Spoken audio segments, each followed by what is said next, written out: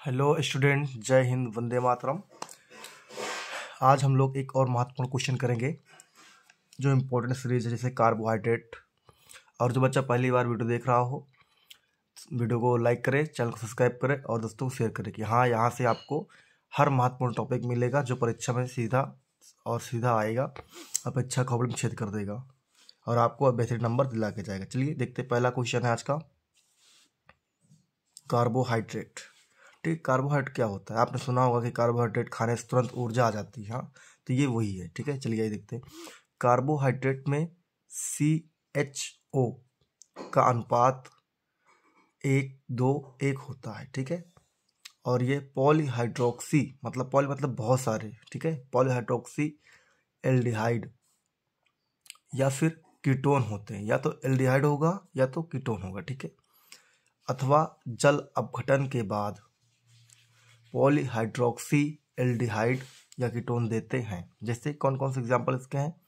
Glucose, fructose, sucrose, ये सारे इसके एग्जाम्पल हैं।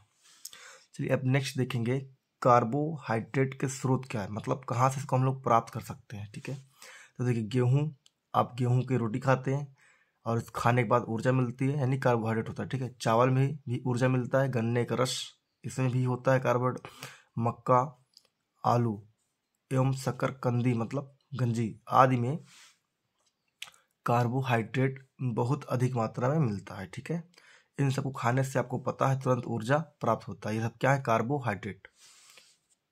अगला टॉपिक होगा, कार्बोहाइड्रेट के ऊर्जा का महत्व क्या है।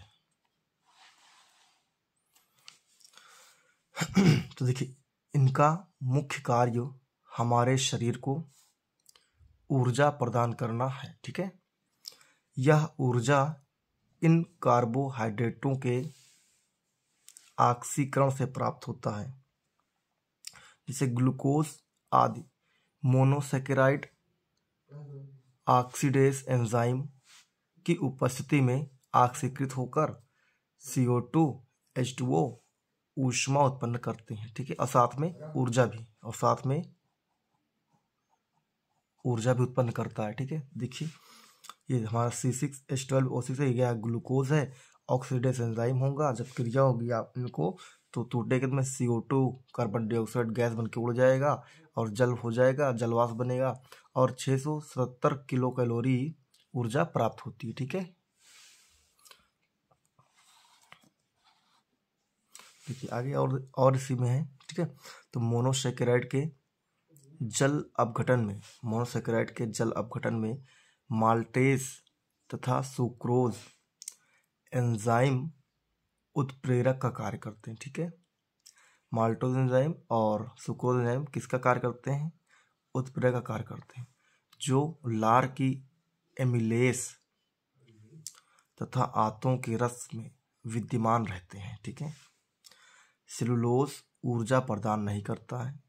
ठीक है, ये बहुत इंपॉर्टेंट पॉइंट है, याद कर लीजिएगा।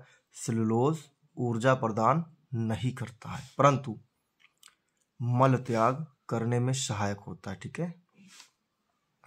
हमारे यकृत कार्बोहाइड्रेट ग्लाइकोजन के रूप में एकत्रित हो जाते हैं। ठीक है, मतलब जो लीवर होता है, लीवर में ग्लाइकोजन के रूप में कार्बोहाइड्रेट जमा होता है और आवश्यकता पड़ने पर इसको ग्लूकोज में बदल लेता है। ठीक है, और शरीर को ऊर्जा प्रदान करता है। चलिए आगे देखते हैं क्या है। अब नेक्स्ट टॉपिक है बच्चों, कार्बोहाइड्रेट के उपयोग, मतलब क्या क्या उपयोग हैं इसके, हम लोग क्या कर सकते हैं। देखिए पहला उपयोग है शरीर को ऊर्जा प्रदान करना, हम लोग पहले कर चुके हैं, शरीर को ऊर्जा प्रदान, ठीक है, ऊर्जा प्रदान करता है। ठीक है, ऊर्जा प्रदान करता है। दूसरा है शारीरिक क्रियाओं के संचालन, मतलब शरीर में क्रिया होती है ठीक प्रकार से चलने के लिए, ठीक है, संचालन और शरीर का ताप स्थिर बनाए रखने में क्या करता है? सहायता करता है।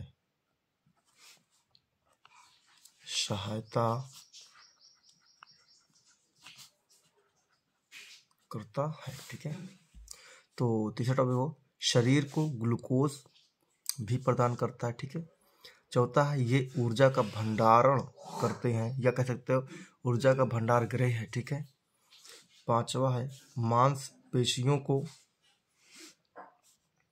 मांसपेशियों को संक्षारण में मदद करते हैं, मतलब जो मांसपेशियां हैं उनको सुरक्षित करने में भी ये महत्वपूर्ण कार्य करता है। ठीक है, नोट क्या देखिए, शर्करा को भी कार्बोहाइड्रेट कहते हैं। जो आप लोग चीनी खाते हैं उनको भी क्या बोलते हैं, कार्बोहाइड्रेट कहते हैं। ठीक है, चलिए नेक्स्ट टॉपिक होगा कार्बोहाइड्रेट का वर्गीकरण, मतलब इसको कैसे बांटा जाएगा, कितने भागों में बढ़ता है। ठीक है, देखो इसको भौतिक गुणों के आधार पर 2 भागों में बांटा जाता है। कितने, 2 भागों में। पहला होता है शर्करा, दूसरा होता है अशर्करा, मतलब इसमें सर एक बार एक हो जिसमें चीनी हो और एक हो जिसमें चीनी ना हो।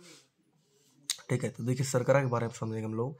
ये क्रिस्टलीय, मीठे तथा पानी में घुलनशील होते हैं, मान पानी में मिलाएंगे तो मिल जाएगा। ठीक है, जैसे ग्लूकोज, फ्रक्टोज, सुक्रोज आदि। दूसरा वाला क्या है, अशर्करा। ये अक्रिस्टलीय होते हैं, मतलब कि ठीक है अक्रिस्टलीय होते हैं और स्वादहीन होते हैं, कोई स्वाद नहीं होता है, और पानी में घोलने पर नहीं घुलते हैं, अविलेय रहते हैं। ठीक है, जैसे स्टार्च, सेलुलोज आदि।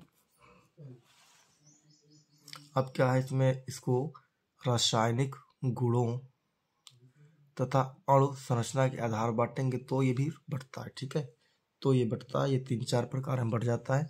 तो पहला क्या है, मोनोसैकेराइड। मोनो मतलब इसमें एक कार्बोहाइड्रेट हो, उसे क्या बोलते हैं, मोनोसैकेराइड कहते हैं। जैसे ग्लूकोज, फ्रक्टोज ये होता है। ठीक है, इसकी परिभाषा देख लीजिए। ये सरल कार्बोहाइड्रेट होते हैं जिनको जल अपघटन द्वारा और अधिक सरल कार्बोहाइड्रेटों में नहीं तोड़ा जा सकता या परिवर्तन नहीं किया जा सकता। ठीक है, यह मीठे तथा जल में विलय होते हैं, जैसे ग्लूकोज और फ्रक्टोज। तो दूसरा होगा डाइसैकेराइड। ठीक है, अब डाइसैकेराइड क्या होगा देखिए, जिसमें 2 अणु देता हो। ठीक है, उसे डाइसैकेराइड कहते हैं। देखिए ये वे शर्करा हैं जो जल अपघटन करने पर मोनोसैकेराइड के कितने अणु देगा, 2 अणु देते हैं। ठीक है, उसे क्या बोलते हैं, डाइसैकेराइड कहते हैं। जैसे C12, H22, O11 है सुक्रोज। ठीक है, फिर है C12, H22, O11 माल्टोज। ठीक है, जैसे इसका एग्जाम्पल रिएक्शन करा दिया गया है, C12, H22, O11 plus H2O। इनसे क्रिया कराएंगे और तन सल्फ्यूरिक अम्ल होगा, साथ में गर्म करेंगे तो क्या बनेगा बच्चों, ग्लूकोज और फ्रक्टोज बनेगा। ठीक, तो ये 2 अणु देता है। ठीक है, चलिए तीसरा होगा ट्राइसैकेराइड। अब ये क्या होगा, ये ऐसे कार्बोहाइड्रेट होते हैं जो 3 अणु देते हैं। कितने, 3 अणु देते हैं, उसे ट्राइसैकेराइड कहते हैं। देखिए ये वे शर्करा हैं जो जल अपघटन करने पर मोनोसैकेराइडों के 3 अणु देते हैं। जैसे रेफिनोज, क्या है बच्चों, रेफिनोज एग्जाम्पल है। इसका फार्मूला होगा C18H32O16। ठीक है, अब देखिए इसको जब हम कराएंगे रिएक्शन रेफिनोज को जल से, तो क्या होगा, और वही होगा तन सल्फ्यूरिक अम्ल होगा, तो ग्लूकोज के जो है 3 अणु देंगे। कितने, ग्लूकोज के 3 अणु देंगे। ठीक है, तो चलिए नेक्स्ट इसी में देखेंगे। चौथा है पॉलीसैकेराइड, मतलब पॉली आप समझ सकते हैं कि ये 3-4 अणुओं से अधिक देगा, यानी 10, 15, 20 दे सकता है, इसे पॉलीसैकेराइड बोलेंगे। ठीक है, देखिए ये वे कार्बोहाइड्रेट हैं जो जल अपघटन करने पर यानी जल में मिलाने पर मोनोसैकेराइडों के अनेक अणु देते हैं। ठीक है, अनेक मतलब 4 से अधिक, अनेक अणु देते हैं। ये क्रिस्टलीय होते हैं, स्वादहीन होते हैं, स्वाद नहीं होता है, जल में अविलेय होते हैं, जैसे स्टार्च, सेलुलोज, डेक्स्ट्रिन। ठीक है, स्टार्च का फार्मूला यहाँ किया है C6H10O5, स्टार्च है और इसको इस जल से क्रिया कराएंगे, और N क्या है, नंबर ऑफ वाटर है, तो क्या होगा, यहाँ भी नंबर ऑफ ग्लूकोज मिलेगा, बहुत सारे मिलेंगे। ठीक है, जैसे यहाँ एक क्वेश्चन लिख जाए, कार्बोहाइड्रेट का परीक्षण कैसे करोगे, तो कार्बोहाइड्रेट परीक्षण मॉलिस्ट परीक्षण द्वारा किया जाता है। ठीक है, ये 1 नंबर में आ सकता है आपका। चलिए नेक्स्ट टॉपिक देखते हैं।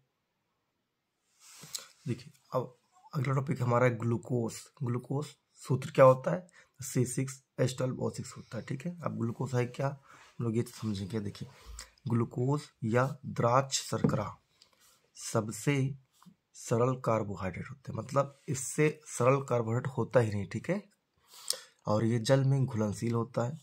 इसका रासायनिक सूत्र C6H12O6 होता है और स्वाद में मीठा होता है। ठीक है। कई बार आप ग्लूकोज खाए होंगे ऐसे ही लेकर, या गर्मी आने वाली, गर्मी में ग्लूकोज डाल के पीते हैं पानी। सजीवों की कोशिकाओं के लिए ऊर्जा का सर्वप्रमुख स्रोत होता है, ठीक है। और आगे इसके हम लोग नेक्स्ट वीडियो में देखेंगे कि ग्लूकोज कैसे बनता है, ग्लूकोज का इस्तेमाल क्या है, हर एक चीज़, ठीक है। तो मिलते हैं बच्चों नेक्स्ट वीडियो में। जय हिंद, वंदे मातरम।